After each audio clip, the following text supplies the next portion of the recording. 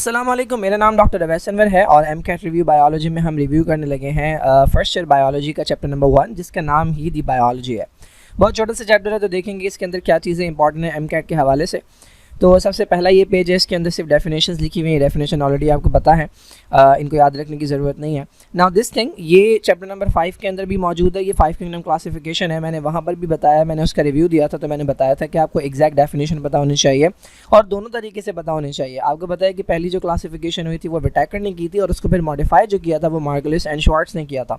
तो आपको विटैकर के अकॉर्डिंग भी डेफिनेशंस पता होनी चाहिए, क्योंकि आपको बताया कि जो प्रोकैरियोट किंगडम प्रोकैरियोटे, जिसका पुराना नाम मोनेरा था या मोनेरा जिसे कहते हैं, और जो किंगडम प्रोटोक्टिस्टा है, जिसका पुराना नाम प्रोटिस्टा है, इनकी डेफिनेशंस के अंदर कुछ चेंजेस थे।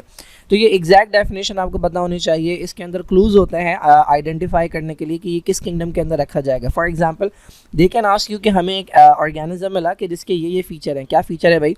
वो नॉन क्लोरोफिलस है, मल्टी सेलुलर है, इसके अलावा उसके पास सेल वॉल मौजूद है, हीटरोट्रॉफ है, एब्जॉर्प्टिव हीटरोट्रॉफ है, और पूरी डेफिनेशन देख के आपसे पूछ लेंगे भाई बता दें कि 5 किंगडम में से किस किंगडम के अंदर रखें। तो kingdom fungi, kingdom Plantae, animalia और प्रोकैरियोटे तो बहुत आसान है।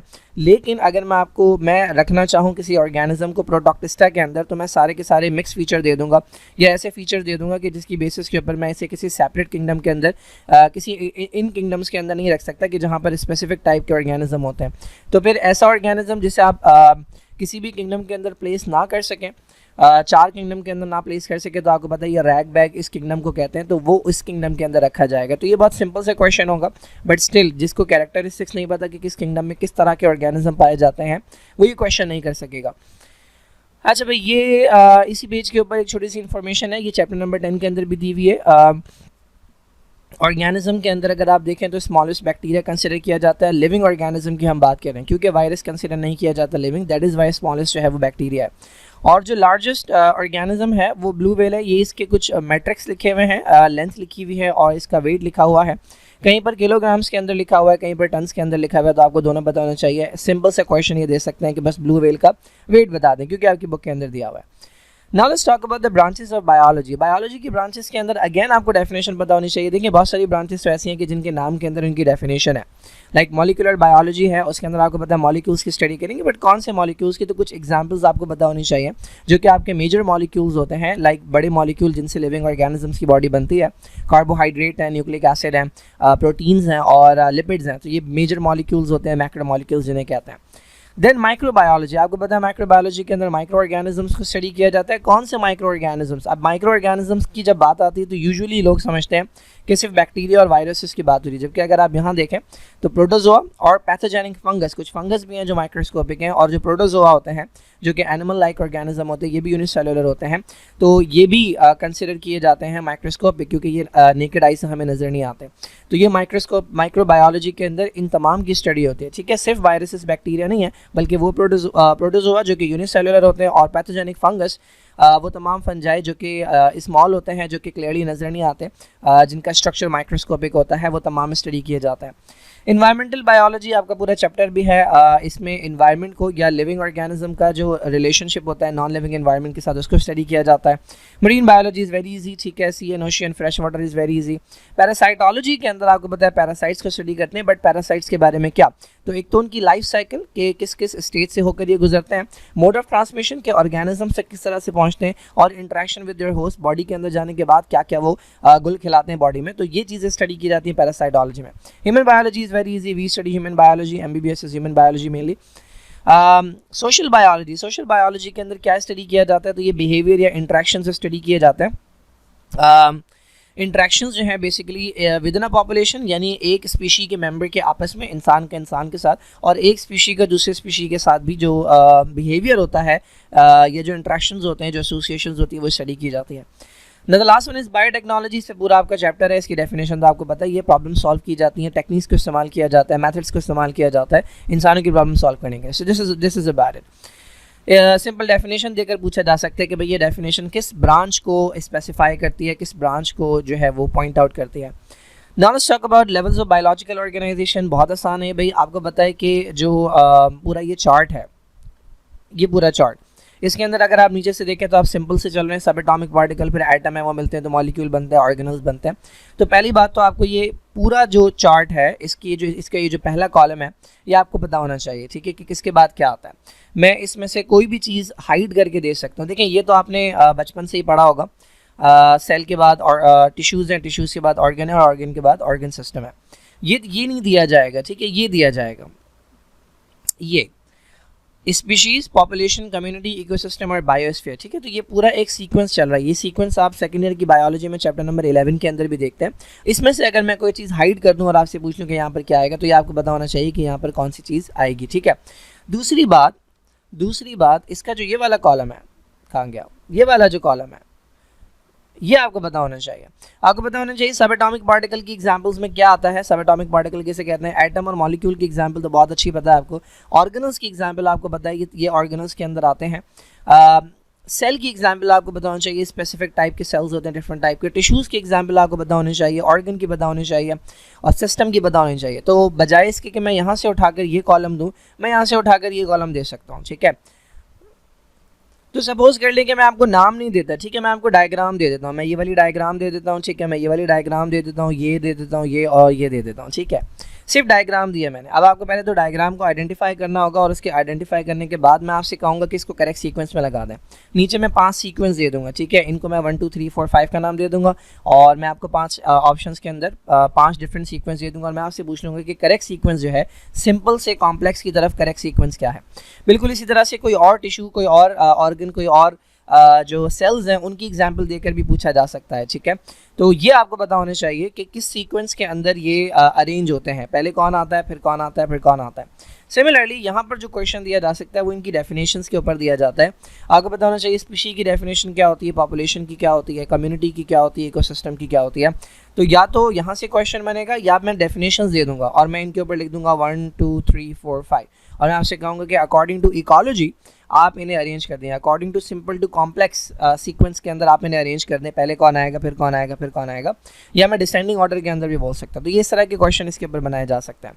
फाइलेटिक लीनिएज, इसकी डेफिनेशन आपको पता होनी चाहिए। सिंपल सी डेफिनेशन है कि आपके जो डिसेंडेंट्स हैं, जो हम हैं, हमसे पीछे अगर आप जाते चले जाएं ऑर्गेनिजम्स अकॉर्डिंग टू एवोल्यूशन एक से दूसरा इवॉल्व हुआ है, तो ये पूरी एक चेन बनती है जिसे हम फाइलेटिक लीनिएज कहते हैं। ये हमारे डिसेंडेंट से एंसेस्टर तक जाती है, बिल्कुल ओरिजिन ऑफ लाइफ तक जाती है। तो इसकी डेफिनेशन बस पता होनी चाहिए। बायोलॉजिकल मेथड, ये चार्ट आपको पता होना चाहिए। अगेन जिस तरह मैंने पहले बताया कि किस तरह से सीक्वेंस बनता है, बिल्कुल इसी तरह से आपको बताना चाहिए कि स्टेप्स कौन से हैं। मैं ये 5-6 स्टेप्स आपको दे दूंगा अलग अलग और मैं आपको बोलूँगा कि भाई इसमें इसको करेक्ट सीक्वेंस के अंदर, करेक्ट ऑर्डर के अंदर आप मुझे लगा कर दे दें। तो ये पूरी की पूरी डायग्राम पता होनी चाहिए, ठीक है। उसके बाद मैं ये खाली करके दे दूँगा और ये 6 के 6-7 ऑप्शन जो है मैं बाहर रख दूँगा, ठीक है। मैं आपसे कहूँगा मुझे अरेंज करके दे दें। इसके अलावा ये पता होना चाहिए कि hypothesis is also known as tentative statement, ठीक है। ये ट्रू भी हो सकती है या रॉन्ग भी हो सकती है, ठीक है। तो इंटेलिजेंट गैस के तौर पर भी पूछा जाता है कि which of the following is an intelligent gas, तो वो हाइपोथेसिस होती है। टेंटेटिव स्टेटमेंट हाइपोथेसिस होती है, टेम्परेरी स्टेटमेंट हाइपोथेसिस होती है, कभी ट्रू भी हो जाती है, कभी गलत भी हो जाती है। देन रीजनिंग की जो 2 टाइप्स हैं, एक इंडक्टिव रीजनिंग और एक डिडक्टिव रीजनिंग, मैंने एक्सप्लेन किया है जब चैप्टर नंबर 1 समझाया था मैंने। इसकी आपको एग्जाम्पल्स लाजमी पता होने चाहिए। आपको ये पता होना चाहिए कि किसमें आप आइसोलेटेड से जनरल की तरफ जाते हैं, ठीक है। तो आई से इंडक्टिव है और आई से आइसोलेटेड है। तो आप आइसोलेटेड से जनरल की तरफ इंडक्टिव के अंदर जाते हैं और डिडक्टिव के अंदर आप जनरलाइज से आइसोलेटेड फैक्ट की तरफ आते हैं। तो एक एग्जाम्पल यहाँ पर दी हुई है, जैसे कि इन्होंने एग्जाम्पल दी है कि रॉबर्ट हुक जो था जिसने सेल डिस्कवर किया था, अब उसने जब कॉर्ड के अंदर, जो कि प्लांट का एक पार्ट होता है, उसके अंदर जब उसने सेल डिस्कवर कर लिया तो इससे आगे जाकर सेल थ्योरी बनी, जिसके अंदर ये पॉइंट था कि प्लांट्स भी सेल से बने हैं सारे और एनिमल्स भी सेल से बने हैं, ठीक है। उसने एक प्लांट के अंदर, एक प्लांट के एक छोटे से पार्ट के अंदर सेल डिस्कवर किया था। तो ये एक आइसोलेटेड पॉइंट था ना, उससे फिर जनरलाइज आइडिया बन गया कि पूरी की पूरी लाइफ, सारे के सारे लिविंग ऑर्गेनिज्म जो है वो किससे बने हुए हैं, सेल से बने हुए हैं। तो या तो आपको एग्जाम्पल दे के पूछा जाएगा, ठीक है। फॉर एग्जाम्पल मैं आपको ये उठाकर दे दूँ, ये पूरी लाइंस उठाकर दे दूं और मैं आपसे पूछ लूं कि मुझे बता दें कि ये इन 5-6-7 चीज़ों में से किस चीज़ को जो है वो स्पेसिफाई कर रहा है, या किस चीज़ की जो है ये एग्जाम्पल के तौर पर आता है, ठीक है। ये जो बात हो रही है किस चीज़ से रिलेटेड हो रही है। तो आपको पता होना चाहिए आइसोलेटेड फैक्ट से आप आ रहे हैं जनरलाइज आइडिया की तरफ, तो ये इंडक्टिव रीजनिंग है। सिमिलरली जनरलाइज से अगर बात हो रही है आइसोलेटेड की तरफ, तो ये डिडक्टिव रीजनिंग है। तो एग्जाम्पल दे के, कोई भी अनशन एग्जाम्पल दे के आपसे पूछा जाएगा कि मुझे हमें बता दें भाई कि ये इंडक्टिव रीजनिंग है या ये डिडक्टिव रीजनिंग है या ये हाइपोथेसिस है, ठीक है। तो इसमें से ये इंपॉर्टेंट कंसिडर किया जा सकता है। ये चार्ट है, ठीक है। ये चार्ट आपको एज इट इज़ पता होना चाहिए। इन बॉक्स को खाली कर दें और ख़ुद से भर दें। ना living world in space, nothing important about that. Living world in time, nothing important about that. ये जो है हमारे पास इसके अंदर भी एज सच कभी क्वेश्चन नहीं आया, बट इन केस अगर आप याद रखना चाहें, देखिए ये जो एराज हैं ये याद रखना इंपॉर्टेंट नहीं है, ठीक है, याद रख भी नहीं सकते आप, ये तो मुझे भी नहीं याद. खैर, तो इन केस अगर आप याद रखना चाहें तो आप सीक्वेंस याद रख लें. जो लिविंग ऑर्गेनिजम्स हैं उनका सीक्वेंस जो है ना वो याद रख लें. देखें सबसे पहले इस तरफ जो है हमारे पास वो प्लांट्स हैं, तो प्लांट्स, अच्छा प्लांट्स की जब बात होती है तो सिर्फ प्लांट्स की बात नहीं होती, बल्कि फंगस और एल्गी भी प्लांट्स के पार्ट के अंदर कंसिडर किए जाते हैं, बॉटनी के अंदर. और इस तरफ हमारे पास एनिमल्स हैं, ठीक है. तो एनिमल्स के अंदर आप देख रहे हैं कि पहले कौन है, पहले इन्वर्टिब्रेट्स हैं, फिर फिशेज़ हैं. इन्वर्टिब्रेट्स के अंदर आपके जो कॉर्डेटा से पहले वाले सारे फाइलम्स हैं, फिशेज़ हैं, उसके बाद एम्फीबियंस हैं, फिर रेप्टाइल्स हैं, बर्ड्स हैं और मैमल्स हैं. तो ये पूरा एक सीक्वेंस है कि किस हिसाब से ऑर्गेनिज्म जो हैं वो इवॉल्व हुए हैं. इनके फॉसिल्स भी अगर आप देखें तो किस किस एरा के अंदर फॉसिल्स मिले हैं, तो आपको सिर्फ सीक्वेंस पता होना चाहिए कि कौन पहले मिला कौन बाद में, तो ये एवोल्यूशन को तकरीबन थोड़ा बहुत प्रूव करता है. इधर अगर आप देखें तो पहले फंगस और एल्गी आ रहे हैं, ठीक है, उसके बाद ये हमारे पास प्लांट्स आ रहे हैं जिन्हें फर्न्स कहते हैं. उसके बाद आपके आ रहे हैं स्पर्मास्टिडा जिसमें जिम्नोस्पर्म्स पहले हैं और फिर एंजियोस्पर्म है. तो ये अकॉर्डिंग टू एवोल्यूशन, जिस तरह आप किंगडम प्लांटिंग के अंदर टॉपिक्स पढ़ते हैं वो एवोल्यूशन के अकॉर्डिंग है, जिस तरह आप किंगडम एनिमेलिया में टॉपिक्स पढ़ते हैं वो एवोल्यूशन के अकॉर्डिंग है. तो बस इतना भी याद रखने काफ़ी है. अच्छा भाई, ये वही डेफिनेशंस हैं, मैंने बताया कि डेफिनेशंस आपको पता होनी चाहिए. एप्लीकेशंस की अगर हम बात करें, now this line is important. Immunisation by vaccination, मैं पहले ही बता चुका हूँ कि इम्यूनाइजेशन एक अलग टर्म है और वैक्सीनेशन एक अलग टर्म है, ठीक है. कुछ लोग जो है वो कंफ्यूज होते हैं कि ये दोनों एक ही चीज़ के दो नाम हैं. इम्यूनाइजेशन एक बड़ा वर्ड है, इम्यूनाइजेशन एक अम्ब्रेला है, उसके अंदर डिफरेंट मेथड्स आते हैं, उसमें से एक मेथड जो है वो वैक्सीनेशन है. यानी पानी जो है वो पिया जा सकता है डिफरेंट चीज़ों के अंदर, ठीक है. ग्लास से पानी पीना जो है ये एक टाइप है, आप बॉटल से भी पी सकते हैं, आप कप में भी पी सकते हैं. तो इम्यूनाइजेशन बहुत तरीक़ों से होती है, ठीक है, लेकिन उसमें एक तरीका जो है वो वैक्सीनेशन है. और ये इंट्रोड्यूस करवाया था इन भाई साहब ने, एडवर्ड जेनर इनका नाम था, 1795 में. स्मॉल पॉक्स आई थिंक जो है या काउ पॉक्स मेरे ख्याल में ये ट्रीट कर रहे थे, उसकी सबसे पहली वैक्सीन जो है वो इन्होंने बनाई थी. तो इसका नाम आपको पता होना चाहिए. देन एंटीबायोटिक्स के बारे में आपको ये पता होना चाहिए कि ये क्या है. ये नेचुरली सबसे पहले किससे मिले थे, पहली एंटीबायोटिक जो है वो पेनिसिलिन थी और ये मिली थी पेनिसिलियम नोटाटम से, जो कि एक फंगस है. और ये किस ग्रुप के अंदर आता है, चैप्टर नंबर 8 के अंदर, किंगडम फंजाई के अंदर. ये मैंने बताया था, ये आपने याद रखना है. ये 3 लोग हैं जिन्होंने इस पर काम किया था, तो इनके नाम आपको पता होने चाहिए इस चैप्टर में से. अदर देन दैट कीमोथेरेपी से क्या होता है ये पता होना चाहिए. कीमोथेरेपी और रेडियोथेरेपी का फ़र्क आपको पता होना चाहिए. रेडियोथेरेपी मुझसे मिस हो गया यहाँ पे.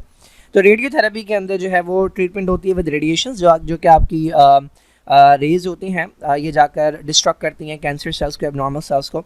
और जो कीमोथेरेपी होती है इससे कैंसर है या एड्स है या डिफरेंट डिजीज़ हैं, इन्हें ट्रीट किया जाता है.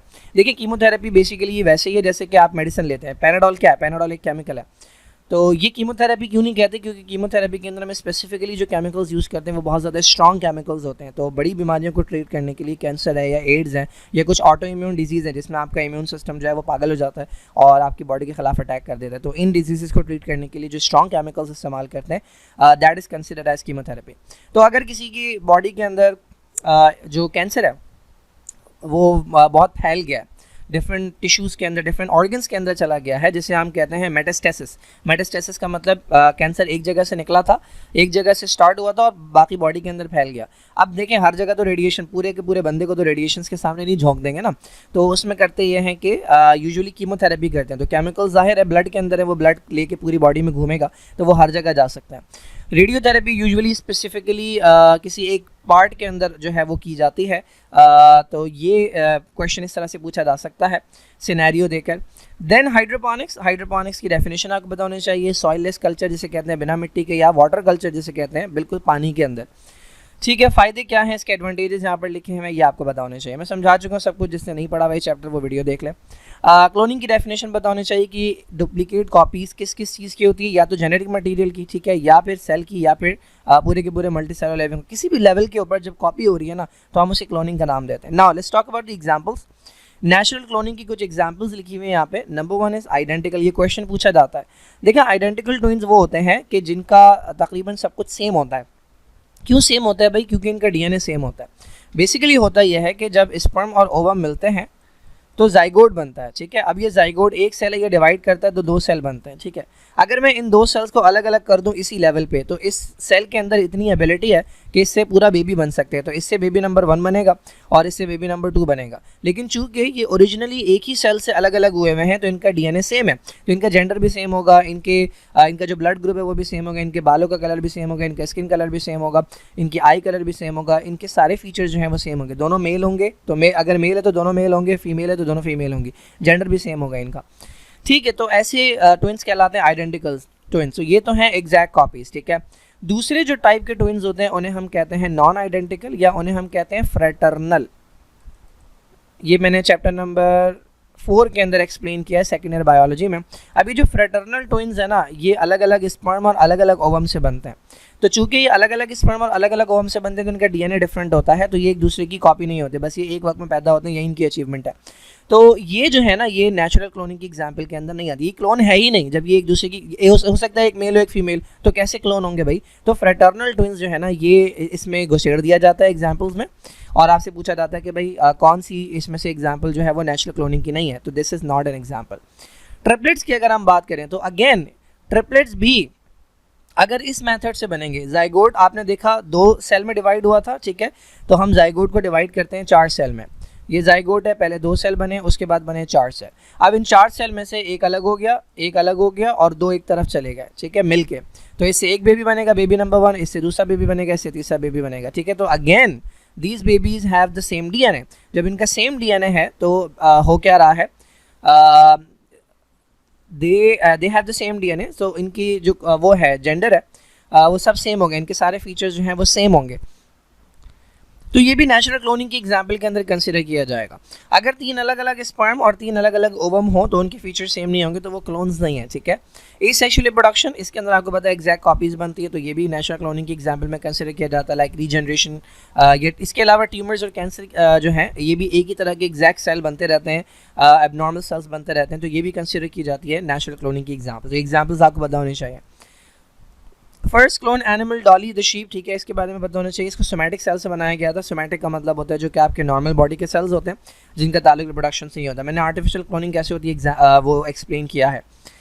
इसके अलावा ये क्लोनिंग की जा रही है, ठीक है, this is not as such important. Cloning के जरिए या जेनेटिक इंजीनियरिंग के जरिए क्या क्या प्रोड्यूस किया जा चुका है, आपको पता है, आप चैप्टर नंबर 9 के अंदर पढ़ते हैं सेकेंड ईयर में बायोटेक्नोलॉजी। एक प्रोसेस है जिसका नाम है रिकॉम्बिनेंट डीएनए टेक्नोलॉजी। तो उसके अंदर आप क्या करते हैं, इंसान का डीएनए लिया, बैक्टीरिया में डलवाया, उसके डलवाने के बाद आप उसकी कॉपीज़ बनाते हैं। तो कॉपीज़ क्या हैं, जेनेटिक मटेरियल की आप कॉपीज़ बना रहे हैं, तो ये आप बेसिकली क्लोनिंग करवा रहे हैं। तो उसके बाद उन डीएनए से आप प्रोड्यूस करवाते हैं इंसुलिन। डायबिटीज़ को ट्रीट करने के लिए आप ग्रोथ हार्मोन बनाते हैं। अरे कहाँ चला गया,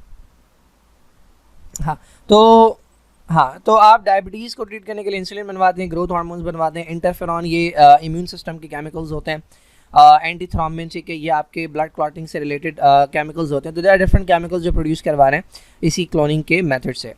ना इसके अंदर प्रोटेक्शन एंड कंजर्वेशन कोई इंपॉर्टेंट चीज़ नहीं है ना। Concept of biological control, biological control के अंदर करते क्या हैं कि जो भी कोई हार्मफुल ऑर्गेनिज्म होता है ना, तो उसका शिकारी लेकर आ जाते हैं, ठीक है। तो उससे होता ये कि हमें केमिकल्स की ज़रूरत नहीं पड़ती, तो इस तरीके से इसे कंट्रोल किया जाता है। तो यहाँ पर पूरी डेफिनेशन लिखी हुई है, बायोलॉजिकल कंट्रोल की डेफिनेशन पता होनी चाहिए। Induction of pathogens natural enemy into its environment, ठीक है। जो भी पैथोजन है, जो भी डिजीज कॉजिंग ऑर्गेनिज्म है, जो भी हार्मफुल ऑर्गेनिज्म है, तो आप कोई ऐसा एनिमल या कोई ऐसा ऑर्गेनिज्म ले आते हैं जो कि उसका शिकार करे, उसका नेचुरल एनिमी हो। जैसे किसी के घर में अगर चूहे होते हैं तो वो बिल्ली ले आता है, ठीक है, कि बिल्ली जो है अगर दोस्ती ना हो इनकी तो बिल्ली जो है वो चूहे का शिकार करती है। तो सिमिलरली अगर आपके घर में कीड़े बहुत ज़्यादा हैं तो आप वो ले आएँ, कीड़े खाने वाले प्लांट्स ले आएँ या छिपकली पाल लें, ठीक है, तो वो खा लेगी उन्हें। तो ये बेसिकली आप क्या कर रहे हैं, बायोलॉजिकल कंट्रोल करें। तो एग्जाम्पल देके आपसे पूछा जा सकता है कि भाई ये किस तरह का कंट्रोल है, ठीक है। जैसे कि ये पूरी एग्जाम्पल है। In case of malaria, introduction of small fish in the ponds, यहाँ से अगर मैं उठा के दे दूँ introduction of small fish in the pond and ditches to control malaria, ठीक है, दिस इज एन नहीं, टू कंट्रोल नहीं देंगे, ये देंगे to minimise the growth of larvae and pupa of mosquito vector is an example of what, ठीक है। तो ये किस टाइप का कंट्रोल है, तो ये बायोलॉजिकल कंट्रोल है, ठीक है, ये आपको पता होना चाहिए। देन डिजीज मैनेजमेंट के लिए आप क्या करते हैं पहली बात, ये कुछ 2-3 मेथड्स हैं। एक तो आप प्लांट्स को ग्रो करवाते हैं ऐसे एरिया के अंदर जहाँ जो अनसूटेबल होते हैं फॉर द पैथोजन, ठीक है। अगर आप चाह रहे हैं कि आपकी फसल ख़राब ना हो तो ऐसे एनवायरनमेंट के अंदर, ऐसी जगहों के ऊपर प्लांट्स को, ऐसे क्लाइमेट्स के अंदर प्लांट्स को ग्रो करवाएं जो कि अनसूटेबल हो पैथोजन के लिए। सिमिलरली इंटर प्लांटिंग के अंदर बेसिकली ये होता है कि एक ही उसमें 2-2, 3-3 जो है वो तरह के क्रॉप्स ग्रो हो रहे होते हैं। और तीसरा मेथड जो है वो है क्रॉप रोटेशन, यानी एक बार आपने एक फसल लगाई, फिर अगली बार जब आप फसल लगा रहे हैं तो सेम चीज़ की नहीं लगाई बल्कि कोई दूसरा प्लांट लगाया। तो इन 2-3 मेथड से होता यह है कि जो पैथोजेंस होते हैं उनको ग्रो करने का, एस्टैब्लिश होने का मौका नहीं मिलता। ठीक है जी, तो this is all about chapter number 1। बहुत छोटा सा चैप्टर है बट मुझे लगता है ये चीज़ें हैं कि जिनके ऊपर आप फोकस कर सकते हैं फॉर एमकैट।